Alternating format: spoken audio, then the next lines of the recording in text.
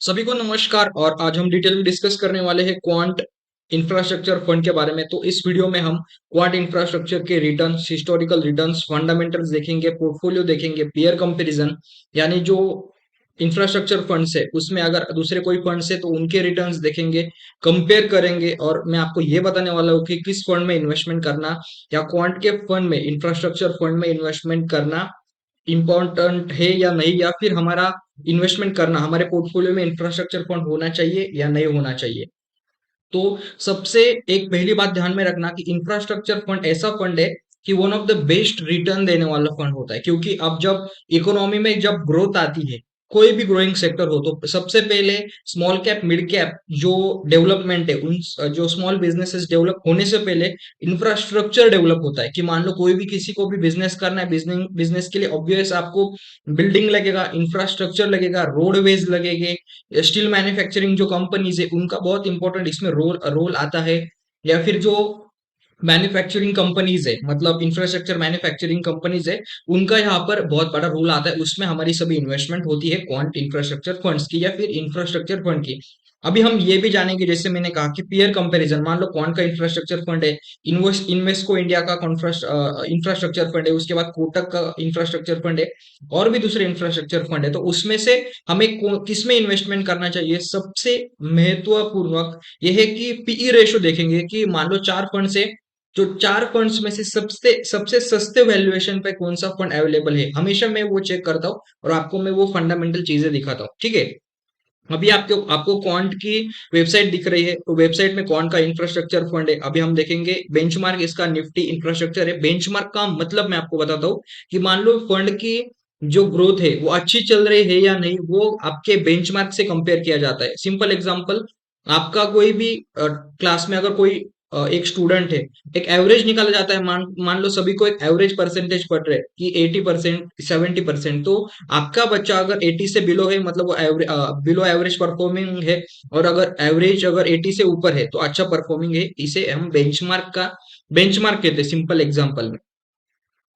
उसके बाद आता है डायरेक्ट और रेगुलर प्लान। ये आपकी जो इंफ्रास्ट्रक्चर है उसकी वेबसाइट है, यानी क्वांट एएमसी की वेबसाइट है। उसके बाद ऑब्जेक्टिव आता है, the primary investment objective of the scheme is to seek the general capital appreciation and provide long term. Yes, right है। थीमेटिक फंड है, ये ध्यान में रखना, ये कोई इक्विटी फंड नहीं है। इक्विटी मतलब ये कोई ऐसा जनरल फंड नहीं है कि उसमें कहीं पर भी इन्वेस्टमेंट कर सकते हैं, नहीं। एक थीमेटिक फंड है। अभी थीमेटिक फंड में आपको ये इंपॉर्टेंट चीज ध्यान में रखनी है कि आपका जो होराइजन है तो वो थोड़ा लंबा होना चाहिए। थीम मतलब क्या है कि मान लो अगर इंफ्रास्ट्रक्चर सेक्टर अगर ग्रोइंग सेक्टर में है या बूम सेक्टर में, तभी जाके हमें रिटर्न्स, हमारे रिटर्न जनरेट होंगे। ये चीज कंसिडरेबल है। उसमें थोड़ा स्लो डाउन आ सकता है, हमारे रिटर्न्स कम बन सकते हैं, बट अगर आपका 3 to 5 ईयर्स का होराइजन है तो आपके लिए चल सकता है।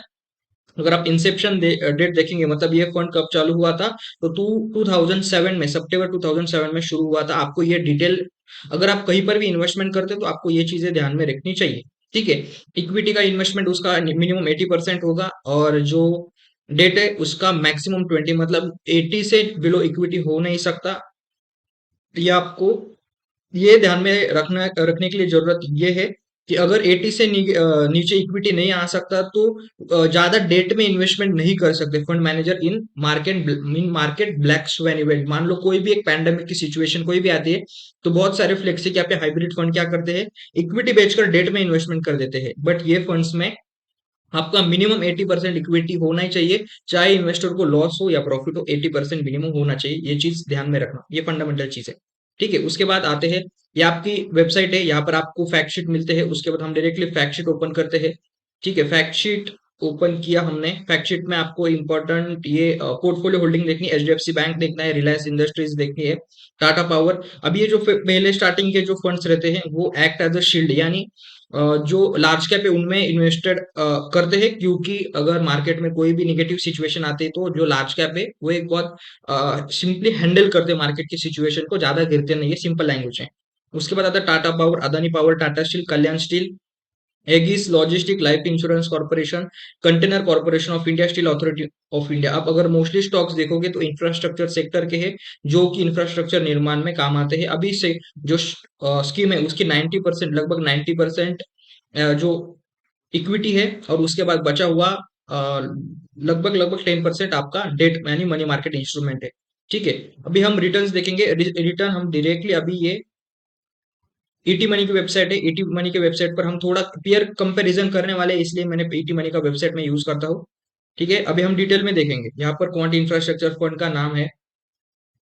ठीक है, हाँ, यहाँ पर एयूएम कितना है? 3565, मतलब 3500 करोड़ का एयूएम है। लॉक इन पीरियड नहीं है, ओपन एंडेड स्कीम है। उसके बाद एग्जिट लोड 0.5% का है, मेरे ख्याल से 15 दिन, हाँ नहीं 3 महीने, 3 महीने के पहले अगर आपने किया तो आपको 0.5% का चार्जेस लगेगा।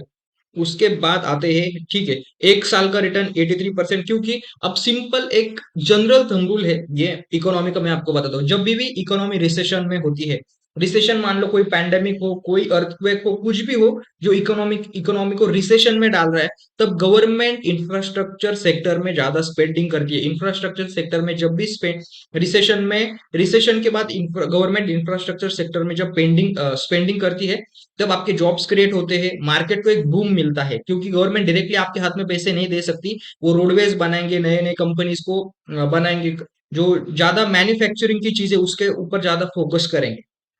तब ये ध्यान में रखना, जब भी रिसेशन का समय हो, तब आपको इंफ्रास्ट्रक्चर फंड है उसमें इन्वेस्टमेंट करना चाहिए, पावर फंड है उसमें इन्वेस्टमेंट करना चाहिए। क्योंकि गवर्नमेंट उसमें स्पेंडिंग ज्यादा एलोकेट करती है इकोनॉमी को बूस्ट करने के लिए।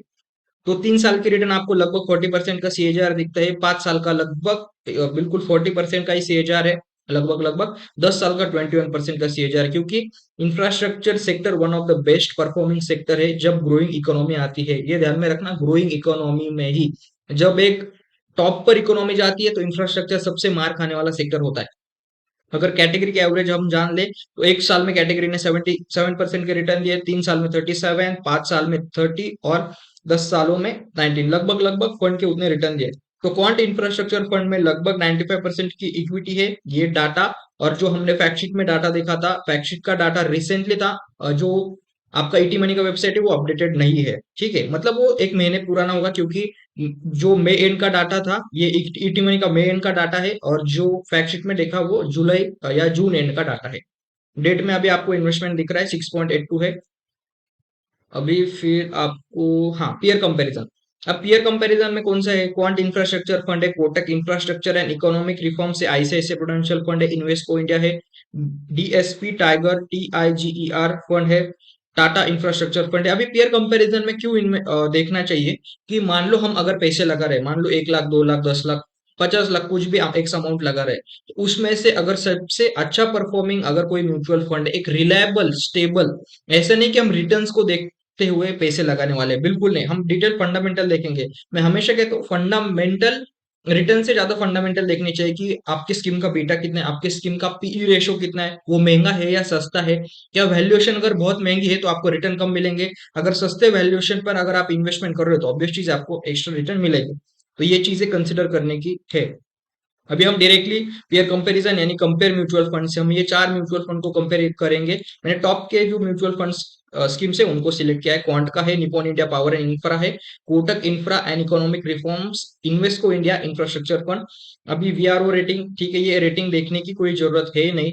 अभी मैं आपको बता देता हूँ सभी जो, हाँ, सबसे इंपॉर्टेंट, सभी जो फंड्स है लगभग लगभग 11 ईयर्स का टाइमिंग हुआ है। सबसे बड़ा फंड एयूएम, किसके पास है? निपॉन इंडिया इंफ्रा के पास है। उसके बाद आता है क्वांट इंफ्रास्ट्रक्चर, उसके बाद आता है Kotak infrastructure and economic reform, उसके बाद इन्वेस्को के पास।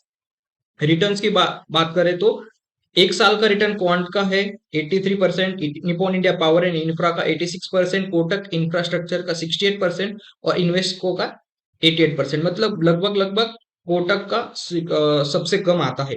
3 साल का रिटर्न देखे तो 3 साल का सभी का रिटर्न इधर उधर थोड़ा बहुत हो सकता है, बट नियरली 40 का एवरेज आप मान सकते हो। 40 का एवरेज सभी ने दिया है। मतलब 3 साल में, 1 साल में तो देखना नहीं चाहिए, 3 साल का भी देखना नहीं चाहिए। क्योंकि 3 सालों में मार्केट ने सबसे अच्छा ही परफॉर्म किया। हम 5 सालों का रिटर्न देखेंगे तो 5 सालों का रिटर्न क्वांट इंफ्रास्ट्रक्चर का आपका 39% का सीएजर आता है, निपॉन इंडिया का 31 है, कोटक का 30 है और इन्वेस्को इंडिया का 34% है। ये चीज आपको ध्यान में रखनी चाहिए। ठीक है, अभी स्टैंडर्ड डेविएशन देखते हैं। स्टैंडर्ड डेविएशन का मतलब क्या होता है कि अगर मार्केट में अगर वॉलेटिलिटी आती है तो हमारा फंड कितना हमें निगेटिव रिटर्न दे सकता है, ये स्टैंडर्ड डेविएशन होता है। मतलब कितना निगेटिव, एक तो डेविएशन मतलब एक मीन एवरेज से कितना निगेटिव जा सकता है, कितना अपसाइड जा सकता है आपका क्वांट का इंफ्रास्ट्रक्चर ज्यादा रिस्की है, मतलब स्टैंडर्ड डिविएशन 17 का है, निपॉन इंडिया का 15%, आप 15% मान सकते हो, 17% मान सकते हो। कोटक इंफ्रास्ट्रक्चर सबसे सेफ माना जाता है क्योंकि 12% इधर उधर हो सकता है। उसके बाद बीटा, बीटा यानी जो बेंचमार्क के कंपैरिजन में कितना आपका फंड मूव कर सकता है। मान लो अपसाइड हुआ तो वन, मतलब निगेटिव बीटा है नहीं आपका। जो सबसे बीटा कम होता है वो स्टेबल फंड होता है, सबसे ज्यादा बीटा जो होता है उसको ज्यादा रिटर्न भी मिलते हैं और ज्यादा रिस्क भी उतना होता है। तो कोटक का इंफ्रास्ट्रक्चर सबसे हम स्टैंडर्ड डिविएशन में सेफ मानते मानते हैं, बीटा भी सबसे उसका कम है। ये चीजें आपको कंसिडर करना चाहिए। जो क्वांट का आपको बीटा दिख रहा है वो बीटा भी ज्यादा है, मतलब रिस्क भी ज्यादा होगा होगा आपको रिटर्न भी ज्यादा होगा। बीटा का मतलब ये तो है कि आपका फंड कितना मूवमेंट देगा। अगर अपसाइड हुआ तो ज्यादा अपसाइड होगा, डाउनसाइड हुआ तो ज्यादा डाउनसाइड होगा, उसे हम बीटा कहते हैं और बीटा इसलिए कंपेयर करना चाहिए। अभी सबसे महत्वपूर्ण बात आती है पीई रेशियो के ऊपर, मतलब हमारे म्यूचुअल फंड की वैल्यूएशन कैसी है, किसकी सबसे महंगी है। अगर सस्ते वैल्यूएशन पर इन्वेस्ट करेंगे तो हमें रिटर्न्स अच्छे मिलेंगे, अगर बहुत ही महंगे वैल्यूएशन पर इन्वेस्टमेंट करेंगे तो हमें रिटर्न्स भी खराब मिलेंगे। तो पीई रेशियो हम प्रॉपर कंसीडर करते हैं। क्वांट इंफ्रास्ट्रक्चर का 23 है, निपॉन इंडिया का 33 है, कोटक इंफ्रास्ट्रक्चर का 27 है और इन्वेस्को इंडिया का 27 है। तो पीई रेशियो में 23 का जो है वो क्वांट का सबसे कम आता है, मतलब सबसे सस्ते या अच्छे वैल्यूएशन पर आपको क्वांट का इंफ्रास्ट्रक्चर मिल रहा है। वही अगर आप निपॉन इंडिया इंफ्रा का देखोगे, पावर एंड इंफ्रा का, तो 33 है, मतलब महंगे वैल्यूएशन पे पर है अगर हम सभी को कंपेयर करें तो अगर आपको क्वांट में इन्वेस्टमेंट करना है तो आप आंख बंद कर कर आपके फाइनेंशियल कंसल्टेंट को कंसल्ट करके इसमें इन्वेस्टमेंट कर सकते हो, क्योंकि वैल्यूएशन कम है। आपको उनको कंसल्ट करना चाहिए कि कितना पोर्टफोलियो प्रोपोर्शन होना चाहिए, वो आपको डिटेल गाइड कर देंगे। पीई रेशो उसका सबसे वैल्यूएशन सस्ता है, अच्छा है, मतलब महंगे पर आप खरीद नहीं रहे हो। आप यहाँ पर देखेंगे इक्विटी का प्रोपोर्शन 95 है, 93 है, 95 है, 98 है। ये चीजें मतलब ज्यादा देखने की भी जरूरत होती नहीं है। फिर उसका कोई भी लॉक इन पीरियड है नहीं, एग्जिट लोड सभी का लगभग लगभग 1% है, क्वांट का 0.5% है। ठीक है, अभी आपको पता चला कि क्वांट इंफ्रास्ट्रक्चर फंड के बारे में। अभी मैं थोड़ी चीजें आपको बता देता हूँ कि थीमेटिक फंड क्या है या फिर इन्वेस्टमेंट करना है या नहीं करना चाहिए। अगर आपके फंड में मान लो 100% का फंड है, मान लो 1 CR का फंड है, आप टोटल पोर्टफोलियो है, तो टोटल पोर्टफोलियो में से 10% आपका इंफ्रास्ट्रक्चर फंड में होना चाहिए। मिनिमम 6 to 7% होना चाहिए। क्यों होना चाहिए? क्योंकि जब ग्रोइंग इकोनॉमी होती है तो पावर एंड इंफ्रा सेक्टर सबसे ज्यादा बूमिंग सेक्टर में आते हैं, क्योंकि विदाउट इंफ्रास्ट्रक्चर आपका कोई भी काम होता नहीं है, इकोनॉमी ग्रो ही नहीं कर सकती। अगर आप रोडवेज देखोगे, बिल्डिंग्स देखोगे बड़े बड़े, तो ये इंफ्रास्ट्रक्चर सेक्टर के ही अंदर आते हैं। जब आप ये प्रॉपर देखोगे कि किसी डिस्ट्रिक्ट या किसी तालुका आपका डेवलप हो रहा है, तो ऑब्वियस वो डेवलप कैसे होगा, वो इंफ्रास्ट्रक्चर के बिना हो ही नहीं सकता। रोडवेज हो गए, ब्रिज हो गए, रिवर्स हो गए, कैनल्स हो गए, ये सभी चीजें इंफ्रास्ट्रक्चर सेक्टर में है आती है।